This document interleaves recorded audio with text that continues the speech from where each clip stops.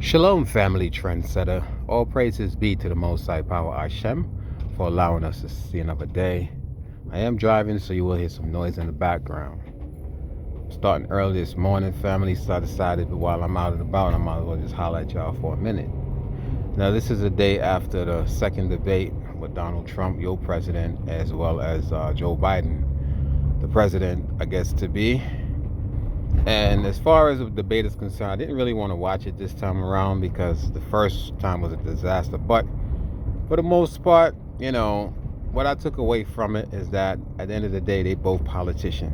As much as Trump says he's not a typical politician. Once you run for office and you get into that White House, you have to conform. Whatever spirit is in that White House, it takes over, and you have to conform to that kind of thinking. But I was listening to the debate. Now, for the record, I do not support Democrat or Republican. I'm actually an independent, okay? I'm an independent voter. If I had to vote for anybody, or if I was able to vote, because I can't, because the Most High told us, the children of Yasharal, Israel, black people, not to vote or have a king from another nation over you. But if I had to choose between, I guess, the lesser evil, I would actually choose Bernie Sanders, believe it or not. You know what I mean? He's an independent. I would rather choose him because he believes in, equality. They say he's a socialist, but I think he basically gears towards equality. He don't want, the have and the have not to remain. See, Bernie Sanders came from humble beginnings, even though he's a millionaire now, but he came from humble beginnings. And yes, I think he is Jewish, which actually helps the cause too, because a lot of y'all don't realize, I'm talking to y'all black Hebrews, that these Jewish people, many of them know who we are. And that's why even when I was living in New York City and I used to go to Crown Heights, Brooklyn, amongst I think the Orthodox Jews, one that wear the black cape and the black hat and shit, they was tolerant with black folks. Very rare we had any altercation with them. But for the most part, they live amongst us. I remember when I used to date the shorty and she used to go down to the welfare office, all you saw was Orthodox Jews. Many of the Orthodox Jews was on welfare. You know what I'm saying? You didn't see too many blacks, believe it or not. Now, you would expect to see a lot of black people and Hispanic people on welfare in that area, but the majority of the welfare recipients were actually Jewish people. You know what I'm saying? And what they did, they basically took advantage of the system. They created the shit, so they took advantage of the system. So, me personally, I don't even know how I got to that topic, but for me, I didn't see where, watching the debate and hearing these guys' promises is going to benefit any black people.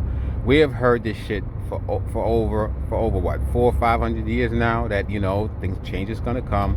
I'm not talking about the Bible. I'm talking about as far as them bringing forth change, and I haven't seen it. Now, incidentally, I went into a gun store the day before yesterday, actually. I think it was on Wednesday, right? And I was talking to, of course, they had their Trump, flags and Trump banner and shit in the gun store, clearly showing that they support the Republican Party, which allows them to have their Second Amendment right. And I was in the store, and they're cordial. They talk to you. I don't know if because they want your money, but for the most part, only one, the owner of the gun store, you could tell like he's a little bit out there, a little bit biased towards black people. But at the end of the day, if you warm up to them and they realize that you're not like the average so-called, how they categorize black people as being niggers, the average nigger, then they will deal with you. So I was having an interaction with one of them, and for the first time, he actually broke it down to me. He said to me, a lot of people believe that all white Republicans are racist, but we're really not. He said, not all of us are racist. Unfortunately, the guy that's in the White House, and he said just like the guy that's in the White House, and the owner took offense to it because the owner is a Trump supporter for whatever reason, I don't know. But he said, I'm a Republican, and the guy that's in the White House, I do not like him. But unfortunately, because I'm a diehard Republican, I got to vote for that guy that represent my party. Then he started breaking it down to me. He was telling me, he said, a lot of blacks believe that the Democratic Party is for them, and he was like, did you know? And I know the history about Abraham Lincoln, even though they claim he freed the slave. He didn't free the slave, because he wanted to and shit. He's free to say because he was losing men. He had no choice. But he was breaking it down. He was explaining to me that, under the Democratic administration, nothing really have been done for black people.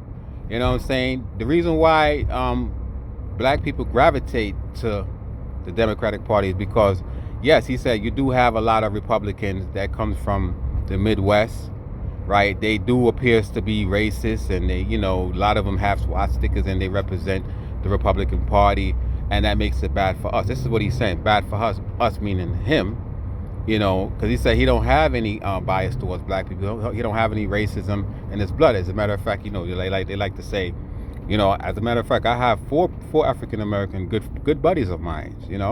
We go out and we drink, and I said, let me guess, they're Republican, right? He said, yeah, of course. I said, exactly. That's probably why you rock with him. He said, no, not necessarily, but I don't have any problems with black people. And I started to really and truly think about it. I'm like, for a long time I've been stereotyping all white people as being alike and shit. They all alike, and for the most part they are. Got the same DNA, but not all of them have the same thinking. Because when I go to that gun, there was 2 gun stores I used to frequent, right? And those 2 gun stores, I no longer go there because I don't get the warmth. I don't get the welcome there. When I go there, they're very short, and I short with me. They don't really give me information. It's almost like, why are you here? And I don't feel welcome there, so I stopped going. And this particular one, it's a little mom and pop small gun store, and they actually have a lot of varieties. Their price is reasonable, and they deal with you. So the last gun store I went to, when I was leaving out of there, I was very dissatisfied because he was so short with me. He didn't want to give me information. Oh, do you have your own ammo? We don't have any ammo. But the attitude was just there. Like, this guy was just like snapping at me. And I realized it's because now they're realizing now we're even the battlefield and shit. You got a lot of black people now going out, purchasing a gun legally and learning how to shoot. So I stopped dealing with them. But anyway, I guess what I'm trying to say in a nutshell is that, family, regardless of who's in power, right? We as black people, we still gonna be on the bottom. The only time change is gonna come when the Most High come forth and bring forth change. But in the meantime, between time, while we are here on this prison planet, right, in hell, according to the Most High, that vision that I had in hell, we need to prepare for what's to come. We need to basically put ourselves in positions, right, where we can actually take care of our family first and foremost, and secondly, protect your family. Now, I'm literally stacking up. I guess now I'm getting addicted to this shit. I can see why a lot of these so-called white people, they like to buy guns, because you buy one and you're like, oh, I could have bought something better, and then you buy another something better. Oh, I could have bought something even better. But I think I'm gonna stop at 3 handguns. I already have a shotgun. I got a 22 rifle, right? What else? So I have a 22 rifle, a shotgun, 12 gauge shotgun, and I have 3 handguns. I got a Glock 17. I got a Taurus 111 G2, and I also have a 357, revolver. So I think I'll stop at that because it's getting expensive, and I don't think my wife like the idea that I'm doing all of this, right? But I have to protect my family. In the event shit pop off, if I have, a male relative or someone else in my home, they can help me hold the fort down. So family, I would suggest that, again, if you have the means, right, if you have the resources and the money, you may want to start stacking up, on non-perishable food items, water, because it's about to get real, family. It's about to get real. And a lot of us are just so complacent. As a matter of fact, I just bought 2 65-gallon barrel, right, outdoor barrel. You can actually catch rainwater. It's outfitted with even a faucet, right? I put one in the home. I filled up one just last night, put one in the kitchen, filled it all the way up, and I have one outside to catch rain, when that time comes. Because I'm telling you, when shit hit the fan, and shit is gonna hit the fan, I believe right after November 3rd, depending on who is elected president, and I suspect it'll probably be Donald Trump again. You know what I'm saying? It's about to get real. They're already sending intimidation in the mail, voting oppression, you know what I'm saying, trying to intimidate black voters from voting. And that's just the start of it. So in the event Donald Trump does lose this, be prepared for civil war as well as a race war, because it's coming. I've made prior prediction in the past telling you that One, in 2018, I told you that something major was going to happen that was going to affect the whole world. Y'all remember that video? And the coronavirus came into fruition. I made another prediction that we was going to go into martial law before the end of the summer. We're already in martial law. A lot of y'all don't believe it, but we are, because once your rights is stripped away from you, once you're not able to go to and fro, voluntarily, once they're telling you, oh, you can't go into this country, or you have to wear masks when you come into an establishment, and you can't go bury the dead and shit. You can't even go to a damn wedding. Your rights is being taken away from you. That's a form of martial law. But a lot of y'all like to see the Hollywood version of martial law. Trust me, we've been under lockdown ever since they announced this coronavirus. All right, y'all need to start taking heed to what's to come. And like I told y'all in closing about that vision that I had, the Most High said we are in hell, and he's about to set hell on fire.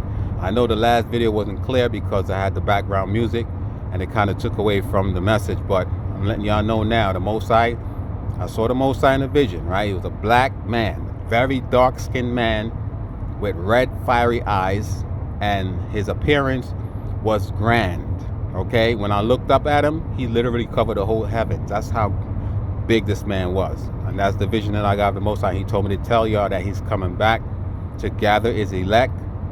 I think he said saints, right?